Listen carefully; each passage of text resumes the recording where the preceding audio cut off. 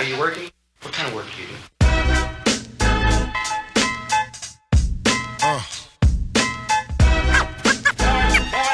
What is it you want to do when you grow up? Hey yo, I'm gonna be on TikTok. That's all my eyes can see. Victory is mine. Yes. Welcome to another edition of Who's That DJ? I am JSG and I go around talking to different DJs who are out there in the circuit doing their thing at the moment. So to bring that information from the DJs directly to you. This week I have another special, long-time good friend, DJ Dante. Dante, what's happening, brother? Yeah, I'm good, man. I'm good. Excellent. I'm great. Good. So yeah, obviously we've known each other for 20 years? 20 years, yeah. Something like that, yeah. It's been a long time.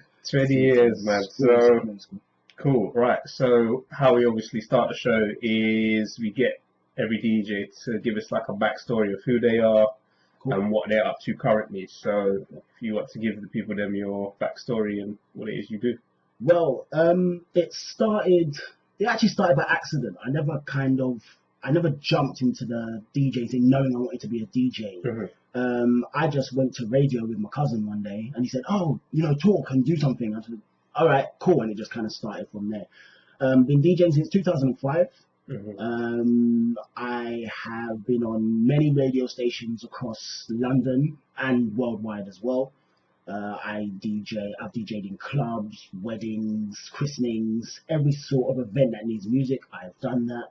Mm-hmm. I have launched it as my own company, Dante Entertainment, Mm-hmm. and that's been launched since 2014.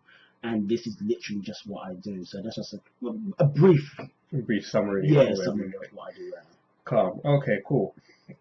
So, firstly, obviously, we talk about some of your club bookings previously. Yes. Actually, no. Let me start from radio. So, obviously, you went on radio and you did the talking with your cousin, etc. Yes. Yeah. So, from the radio, did you then say, for instance, being on radio for a while, then transition into doing clubs and private events as well? Well, what actually happened was that my cousin was already part of a DJ crew in Brixton. The crew was called MS2 at the time. Right. And I used to actually dance for them. So what happened was they always had bookings. So my cousin already had links organizing his own bookings and doing what he wanted to do. So as I done radio, as I got more confident, he said, I want you to play with me here. It was actually Hacker's Wine Bar in Fulton Heath. Yeah. Now it's, what is it called? Hallway Bar. Hallway Bar, yeah. Yes, but it was Hacker's Wine Bar at the time. And he said, I want you to do an R&B set. So it was around the time when Neo So Sick was one of the biggest songs and Mary J. Blige, Be Without You. So that was the era that I started. Okay, yeah. And he just said, do the set. And I did the set, nervous, handshaking, sweating. And I was like, I don't know what I'm doing or I'm not sure. And he said, no, you got this. Mm-hmm. And yeah, and after that, I just loved that vibe, that energy. It was like, oh my God, you killed it. The R&B set was wicked. And that's kind of where everything started for me. And I decided this is actually what I wanted to do. Mm-hmm. So it took me about maybe 3-4 months. So okay. for 3-4 months from the radio, just talking and just playing music on the radio to, we're now going to put you in a set. Right. And then it was just like, I now want to do this. Yeah. Okay, cool. So yeah, going and sticking with the club scene for a while. Obviously, I know that you had quite a few good residencies. So yeah, how did that come about? So talk about how you got your residency in a club. To be honest, it was actually after my first booking. I never really had another booking for like 2 years because I wanted to learn my craft at that point. I literally spent, I think I probably spent about £800 on a basic setup. Yeah. And then I was practicing. And I had a good friend that used to work in West End. Okay. And she just said, I want you to play. She talked me up to the club promoters and the owners, and she gave me my very first booking in Sound Nightclub, Leicester Square, Leicester Square, so just below Penthouse. So I started doing Annan, Bar Rumba, Penthouse, because I played in Sound first. Everybody loved it. You Yeah. know, it was like, oh my God, we want him, and I got really, really popular, especially on the midweek parties. Right, Because yeah. the uni scene, the Yes. uni midweek parties, that was my thing. And yeah, it just kind of just grew from there. Then I started working with the promoters that are working with US artists like Jagged Edge, Akon, and I was the resident DJ, and because I was the resident DJ at the club, they said you're gonna have your set. So I started working with those artists and Chipmunk, Movado, So Solid, Jagged Edge, like I said before, Akon, like I said before, Joe, 112. I did work with a lot of artists coming up into that scene. And then after the West End, I took another break because the West End scene changed a lot. It did. It wasn't as urban, shall we say. Of course, of And course. the type of DJ that I was a very urban DJ. I wasn't quite familiar with the commercial stuff at that present moment of time. That came later on in the years. So then I went on to things like Club the Boss. Oh my God, what was it called? There was one in Sydenham, off Kirkdale Road. Zanzibar. Zanzibar. Things like that. And I Love Lounge as well. There was actually another friend of mine. She introduced me to her uncle who actually owns Love Lounge. Nice. And she just said, you know what, uncle, this is a good DJ. His name's Dante. Give him a go. And he gave me a go, and I stayed there for years. Okay. So yeah, but I've been around. I've literally been around in the club scene. Okay, cool.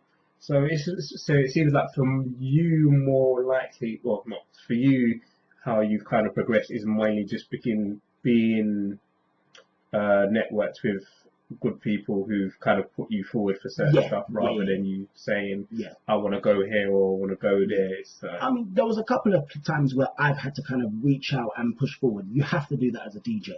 But I was just very fortunate and very lucky in that sense that I had good people around me that did actually say, he is actually quite good, even though he's coming up. You know, I just came at the end of vinyl season. Okay. So I just got my CDs.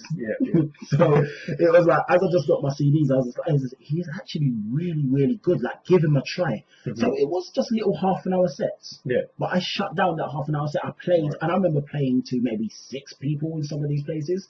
But the promoter said, he is actually quite good. He's holding down those 6 people. You know, I remember getting paid £20. You know, it wasn't a lot of money. It wasn't. I wasn't doing it for the money. I did it because I love music. I did it because I love entertaining. And and those people did push me in the right direction, and I capitalized on it. That's all I did. And I've always given them mention and always given them a shout out, especially off my website and stuff like that. I always give people that gave me my stepping stone on my platform to say thank you, because I wouldn't be here right now if they didn't, push me forward. Cool. All right. One of the other things I wanted to talk to you about, and I know we've spoken about it before, off camera. So I understand you are and have been sponsored, by different companies. You can mention names if you want to mention names. So I mean, for a lot of DJs at the moment who are coming up through the scene, they don't really know about how to go about approaching and getting sponsorship and stuff like that. So how did your sponsorship opportunities come about? Well, my biggest sponsor is Den and DJ. I have been with them for 4 or 5 years now, something like that. So, and my deals have changed obviously throughout the years, depending on what I do.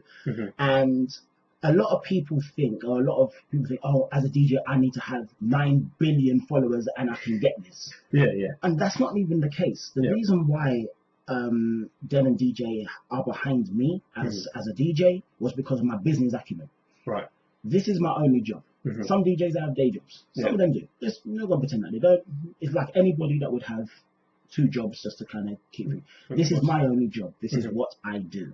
And it was never because of my followers. So, it was because I knew what I was talking about. I had a dream in a sense, and I sold them that dream, and I keep to my word in terms of what I'm going to do. So Okay. if I say I'm going to bring out 40 mix CDs in a year, I'm going to bring out 40 mix CDs in a year. Yeah. If I say I'm going to be at this venue, that event, if I say I'm going to buy all your equipment and, you know, my headphones Denon, my controller Denon, my speakers Denon, everything was just Denon. Yeah. I did that, and then they've given me great opportunities, especially a couple of times in Ireland when they flew me out to go try out the new equipment.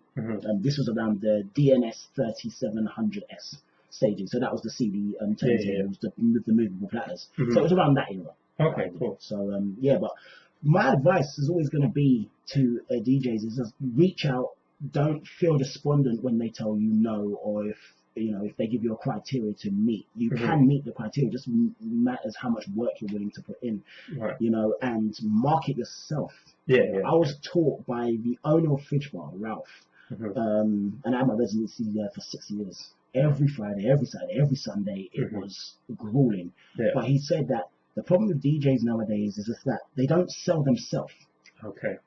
They're selling the music, or they're selling their crowd. They're not selling themselves as a DJ. Right, they're not. Yeah. And I took that advice, and I said I need to sell myself. You know, so let's make my company. Let's register my company. Let's make this happen and say that this is what I do. I'm not a fluke. You know, you can catch me. It's hard work. Exactly. Hard work and dedication. Yeah. So that's how I've kind of done it. Okay, cool. So just touching on the business side of stuff, obviously you have your company, which you mentioned, Dante Entertainment at the moment. So just talk to me about some of the stuff that you're doing with that at the moment, and where you're planning to go with it. Or to be honest, I don't actually have a clear plan of where I'm going with it. All I know is that there's little targets that I set myself that I want to do with the website. So first of all, it's just building the website. You know, I've got a background in graphic design and stuff like that, so it was a lot easier for me, and I didn't want to rely on a lot of other people so it cost a lot of money and stuff like that. I didn't want to do that. So with me, I just wanted to build a website. I thought to myself that DJs, we get some of the worst stick out there because a lot of people, they're paying a lot of money for us sometimes, a lot of money, and they don't want to, you know, hand over a 300, a 400, a 500 pounds, thinking that, oh, is he going to turn up? Is he going to? So that's what actually made me think, let me register it as a company, so then you will get your invoice, you'll get the receipts, and you'll get those sort of things, and you can rely on kind of the credibility as a business, just like if it was Apple or Nike or Gap or anything like that. That's what I wanted to do, first and foremost, because I wanted to let people know that you can book DJs without there being that stigma of, are they going to turn up on time? Are they going to run off with my money? Are they going to steal? Are they going to you know, are they safe with my children? You know, because I'm all DBS checked as well, so I can work with your kids, and you don't need to worry about my backgrounds. You know, so that's kind of where I started from. Then I said to myself, I need to give the people content. You know, I can't just have people to say, yeah, just book me. I have to make my CV. My CV was my mix CDs, my podcast, things like that. So. You know, I started doing more and more mix CDs. I wanted to implement galleries and stuff like that. Not just Instagram. I wanted something that I take time out and really look after me and look after the company itself. You know, so once I've kind of secured that, and I've done that over the course of like maybe 4 years, now with the company, you know, we've branched off into things like graphic design, video editing, photo editing, those sort of things there, flyers, those sort of things, anything to do with the entertainment industry. And, you know, I want to give that to other people. I want to be able to say, you know, this is what I do, this is what you can have everything as like I want everyone to think of Dante Entertainment as a one-stop shop. You know, you need a photographer? I can get that for you. If you want this, I can get that for you. You know, that's where you go as a central hub. And that's what I wanted. It was, you know, I don't want to just be working with this promoter, that promoter, that promoter. No, I need to build a fan base. And not just a fan base around yourself and your brand. Not just not like Instagram famous. Anyone can be Instagram famous. It's very easy. Go viral something and whatever. That's easy. But I wanted to say, this guy is actually very, very professional. And he, you know, yes, he's fun, and his uniforms could be fun, or you might say something wacky, but he is very, very professional, and that is what my business is about. That's what Dante Entertainment is about. Okay, cool. So just quickly, just touching on that, you obviously mentioned your podcasts and other things. So is that stuff that feeds into iTunes that then obviously you can view metrics from and stuff like that? Exactly. Okay, cool. All right, cool. So let's talk on some stuff about the DJ industry. So first question about that is, obviously there's good and bad things about the current industry and current DJ climate at the moment. Yeah. So tell me what you think are good things that are going on in the DJ space at the moment and things that can be improved. Oh, it's hard to say. I'm going to be honest. I think the DJ spot I don't think there's anything necessarily good about it right now. Okay. In terms of the club scene. Okay. So let's be specific. Yeah. Club scene, because all of the clubs, especially in London, are being closed down very, very quickly. As much as they open, we end up with dodgy owners, dodgy promoters, and I just don't think there's anything good within the club scene at this present moment of time. I think there's a space where it can be if we can get some people that really want to work together to build and build the trust of things like the police and the councils that operate in these areas. Yeah. I know it's sad to say, and I know it's a bit negative, but that's just what I personally believe. Obviously, because of how long I've been doing it for, I've seen this transition. I mean, I think, actually, even with that said, actually, a good thing about the DJing scene right now is just that it is very open for interpretation. Anybody can be a DJ. And I think it is a very good avenue if you can make it work. I think it's opened up a new skill set that people didn't really take seriously before. You know, no one took DJ seriously. Oh, you're just a DJ, you just play music. But now it's just like, no, you actually do have to learn skill. You have to learn like almost IT in a sense to be a DJ, especially the way we DJ with Serato, Tractor, Ableton Live. You have to understand sound engineering. So it's opened up many, many doors. People like DJ Khaled. Has made it very famous for us. DJ Mustard, you know, have made it very good for us to say that you can do this too. I think there's definitely a lot of opportunities. It's just that a lot of people don't jump on those opportunities. That's it. That's what I think is good right now in terms of the DJ. Cool. All right. What do you think? I know you kind of touched on a little bit, but what do you think that things that you see can be improved? Maybe not specifically to the club scene, but just overall in the space at the moment. I think it's mostly promoters. Promoters. I'm going to say it outright. I think it's promoters. Right. Promoters, there's some really good ones. I've worked with some amazing promoters, but I've also worked with some really bad ones as well. And I think that promoters are not doing their jobs and they're expecting us to do their jobs. Okay. So let me explain. So a DJ is a DJ. He's a disc jockey. He plays music, not even hosting. He plays music. That's the role, right? People need to understand the difference to a DJ, host, promoter. Right. And the problem with the DJ industry is that it's run by promoters. It's not run by DJs. The DJ industry is run by promoters, and promoter industry is run by promoters. That's all it is. We don't have really much of a say. We're just told where to go, where to be, and what to do. And the problem that the DJ scene has right now is just that we're following and doing their work for them. And that makes our job harder. Because now we've got to download music, listen to it. If it has to be a clean set, we have to listen through the whole track to see if it's clean, put it into folders if we do that. If you have to still have CDs or vinyls, you put it in boxes, you have to carry it, and now you have to be on Instagram, any sort of social media, and now promote 3 times a week at least. And we're getting, and you know, we might bring 50 people but get paid 7. And I think that's where the problem is, that we're not working together. I think that's the problem with the DJ scene. A lot of DJs don't work well together. They all believe they're superstars. They all believe, oh yeah, well, I mashed up this set 12 years ago, so therefore I can't play before 1 o'clock. I have to play at 1 o'clock. And I think that's a really defeatist attitude. You know, I don't mind if I play in front of 7 people. Or 7,000 people. I'm going to play my best. I'm going to give you my best. Because and that's what's bad about the scene right now, is that as much as we're opening so many doors, the door is open so wide. Anybody with a laptop and YouTube MP3 downloader can be a DJ.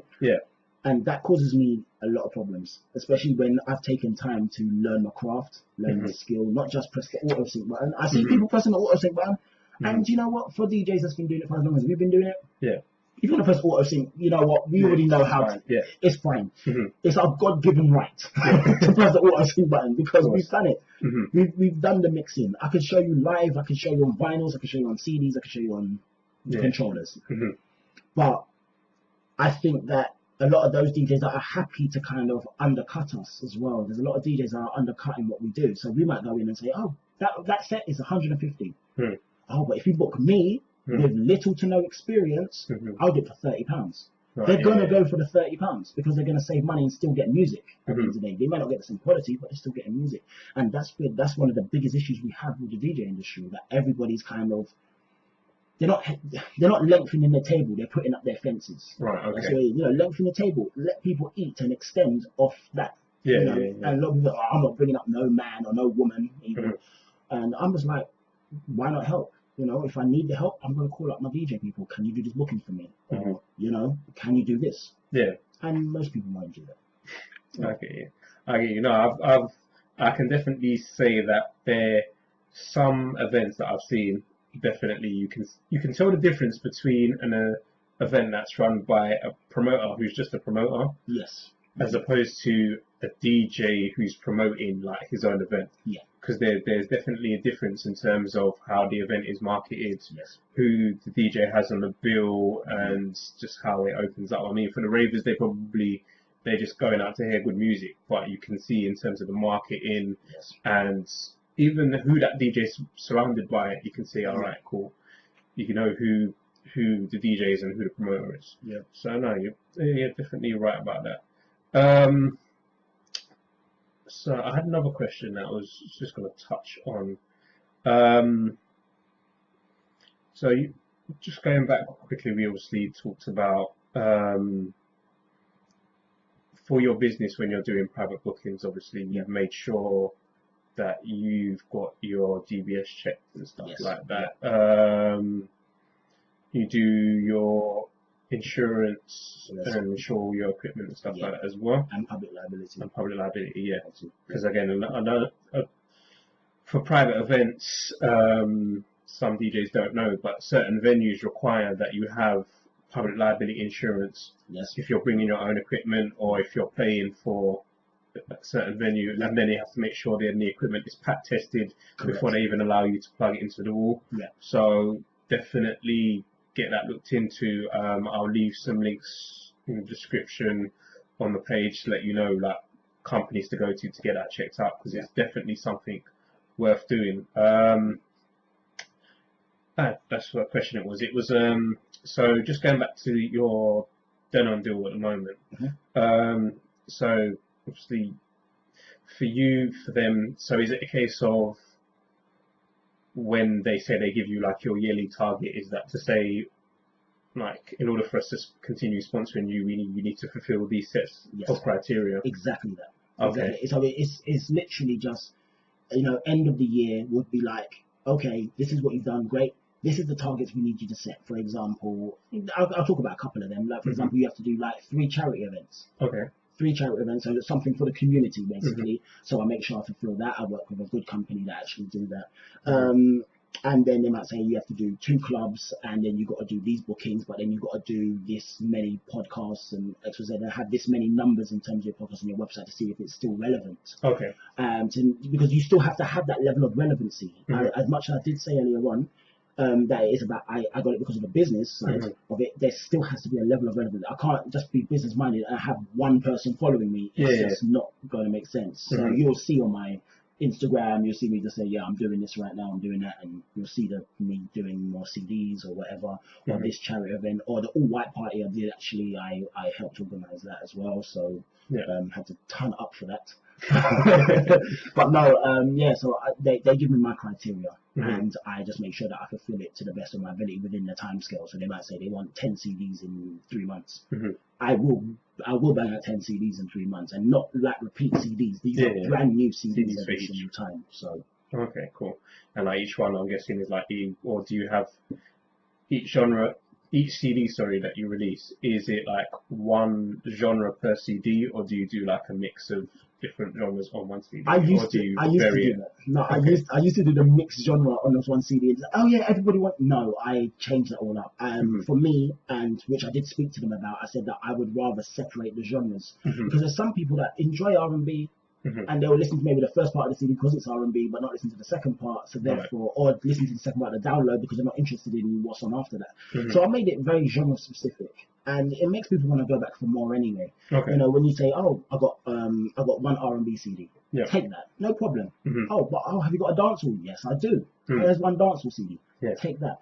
And it just makes it easier for me to kind of manage, because when you put in like 90 tracks on a CD, sometimes you'll forget what you put on that CD unless you're writing playlists for everything, which I actually do. But it gets very long-winded, so just keep it nice, keep it that way. Yeah, so it makes it easier to manage. For me personally, some DJs would disagree.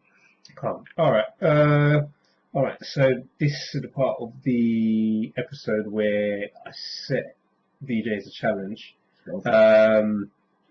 Now with this, what I've been doing is, so basically to outline the challenge, basically I give you 3 scenarios. Okay. And then for each scenario you have to pick, you pick a track for each of the specific scenarios. All right, go on.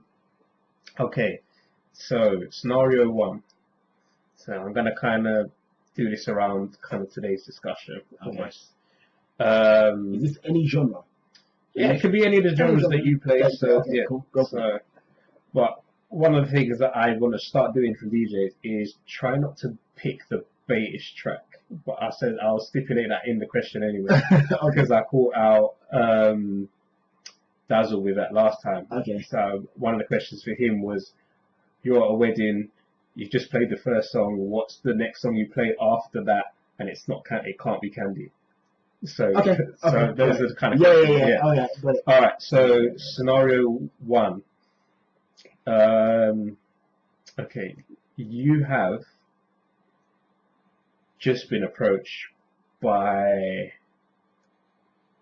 a clothing company. Okay. They want you to, so they're prepared to say, look, we're going to give you all our clothes for free. Okay.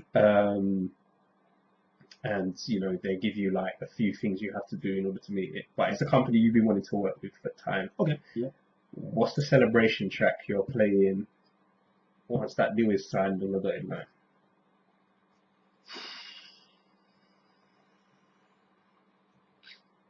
See, I've got one track in my head, but I think it's too big. I think it's too big. I'm gonna go a bit left. Alkaline, We Up. Okay. Yeah. We are on the liquor. Yeah. I'm gonna do that one. I'm gonna go left on that one. Cool. All right. Scenario 2. You're not sure 30. Okay, yeah, we're 32. So yeah. You're not sure 31. All right. Cool. You've been asked to do a birthday party. Okay. So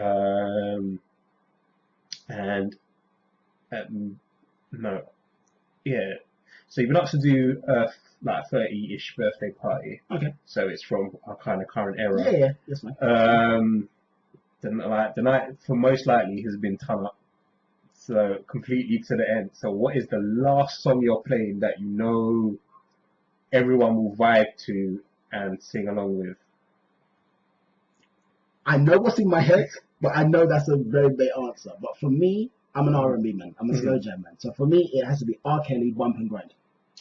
Okay. The final song, my mind's telling me, everyone's singing. Everybody knows the words, and everybody just kind of, it's still high energy, but it's bringing them down to a certain level, and everyone's dancing together and whatever. So that's how I would do it. All right, cool. So last track.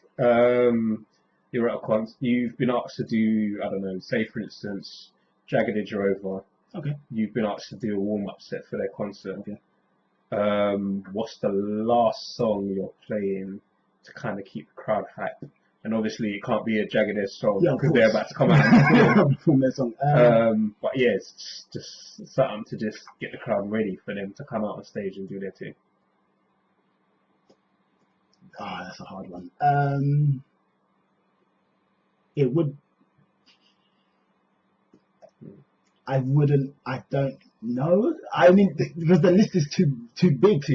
Yeah. Because obviously, Jagged Edge, they came from the 90s era, Mhm. 90s 2000 era. Yeah. So everyone that we go in will be our age. Mhm. They will know their songs. They will know R&B generally. But probably something like, no, we can't do that one. I was gonna say no, but it features Jagged Edge. Let me think. I maybe a Kelly Price. Love Sets You Free. It's not a bad track. Because Not a bad everyone's track. singing and featuring Aaron Hall or the Yeah. remix with Drew Hill and Mhm. those people. But I think Love Sets You Free. Yeah, that is Here I definitely am, all definitely alone. a sing along. Yeah, sing So that along. will You can just- still vibe and you're Yeah. still feeling good. It's an R&B track, and Mhm. it kind of does set up for Jagged Edge if they're coming out and stuff like that. So Okay, cool. All right then. So in terms of the future of Dante and Dante Entertainment, what do you see? What do you want to be doing more of going forwards, or what do you want to try and do, like something that you haven't necessarily previously done before?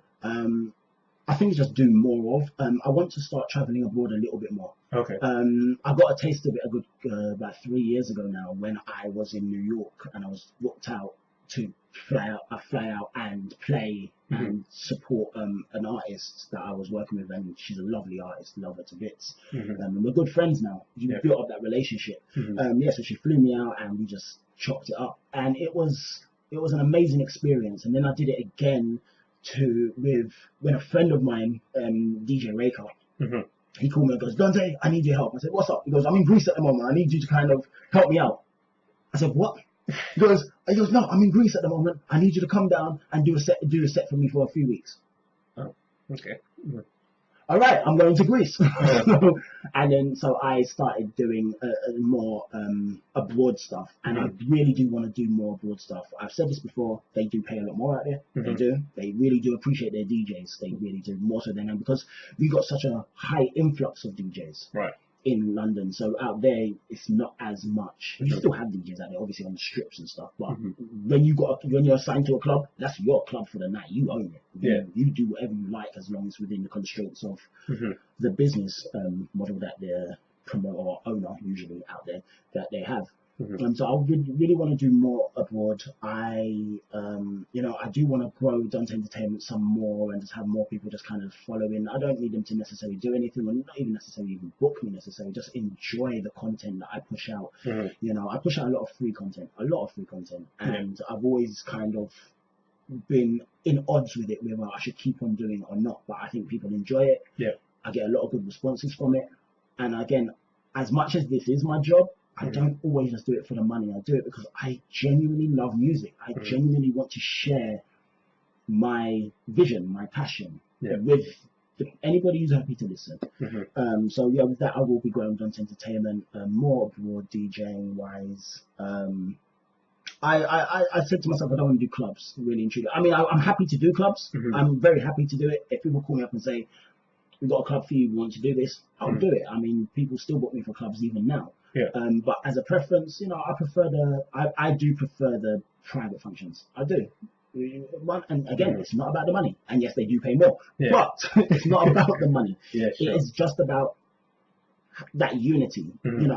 Some people have booked me for like almost 5-6 years now, and they book me for their self, their kids, their sister, their cousins, and I'm like a part of the furniture, and that feels really, really nice that I've done a job for so long that you can keep on going back to. It's like why people go back to Apple or Samsung. That's how it makes me feel, that I'm big like that. And that's always going to make me feel bigger than DJing for 9,000 people. Not saying I don't want to.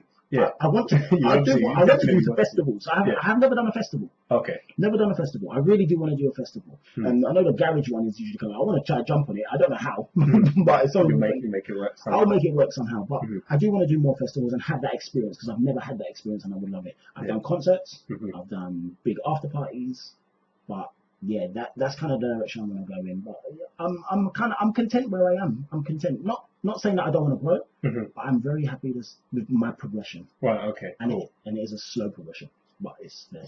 They're making progress. Yeah. Feel the same way. All right. Cool. Lastly, where can people reach out to you if they want to get in contact with you for any reason? Right, so just like this feels like my session's on cut now.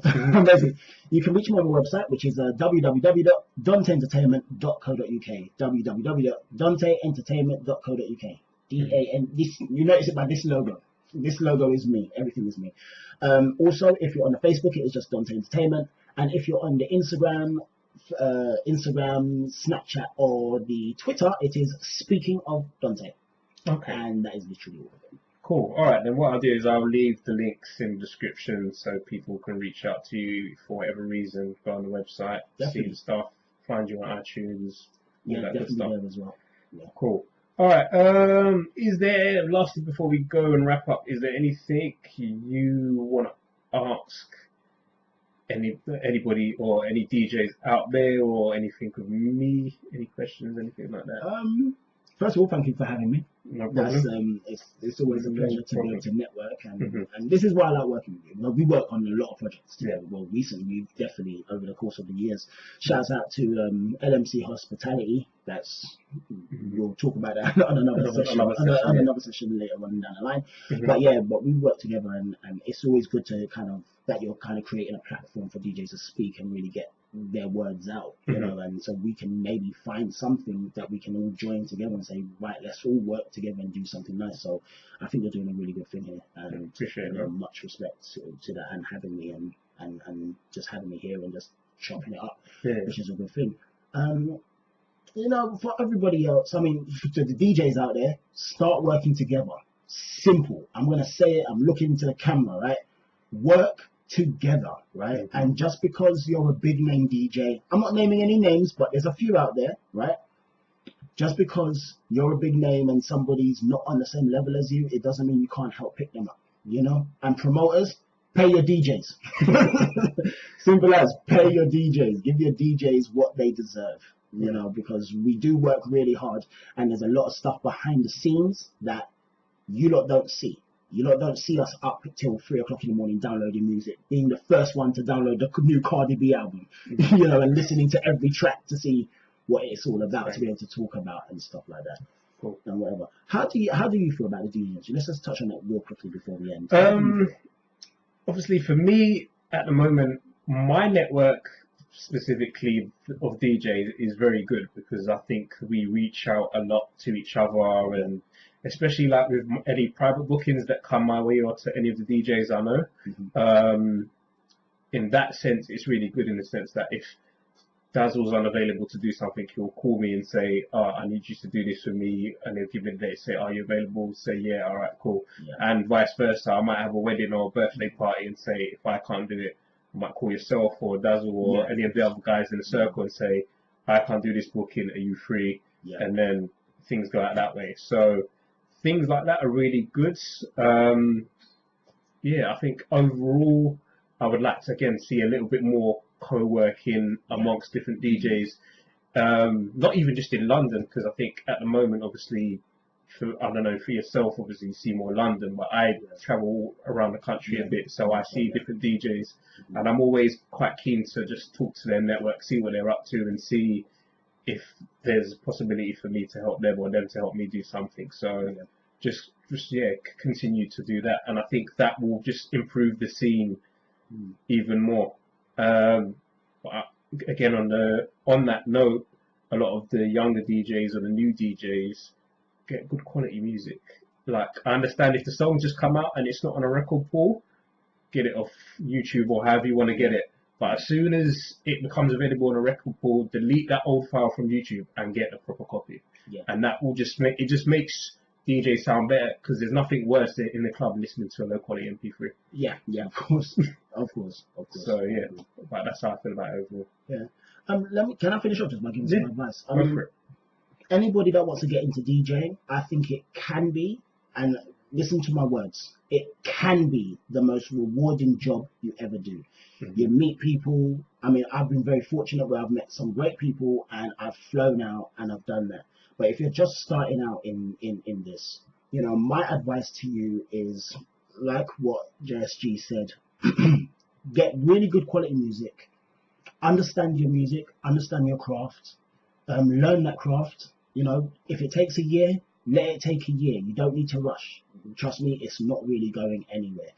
And when you then do that as well, get quality equipment and just, again, practice, practice, practice. I cannot stress enough how much you need to practice to make sure that you are over and above anybody else and as good as even the top name DJs. You know, and don't feel despondent if you have a bad mix. Everybody has a bad day. I've done some mixes which are absolutely terrible. You know, I was like, did I actually do that? Okay, cool. And you know, I've just I've just kept on going. So if there's anyone who wants to do it. Please understand, it's late nights, long weekends, very tiring. We don't get days off like that. You know, everyone's happy about a bank holiday. We don't have bank holidays off. We're usually bank holidays is our most productive. you know, we don't have Christmas off. We don't have New Year's off. We are always working. So if you're prepared to work that level, and it's something that a DJ taught me, DJ Entice, shouts out. He said it's all about marketing awareness. Market yourself, be aware of your surroundings, be aware of the changes, and you know, just be happy to keep on moving with the times. And I think that's the best advice I can possibly give any young DJ, up and coming DJ. Say, oh, what do I really need to do? You know, I've been doing this for 15 years now, 15 years. So I've seen it all, and I wish I had that advice when I started, because I would probably be several times bigger than I am now. But I'm not big. I'm well recognized, but I could have done more. I could have done more, but I'm happy with it. Cool, you know. cool. All right, cool. Wise words from Dante there. Cool. So yeah, man, we're gonna wrap up the episode there. So I've been JSG. He's been Dante. Until next week. Peace out.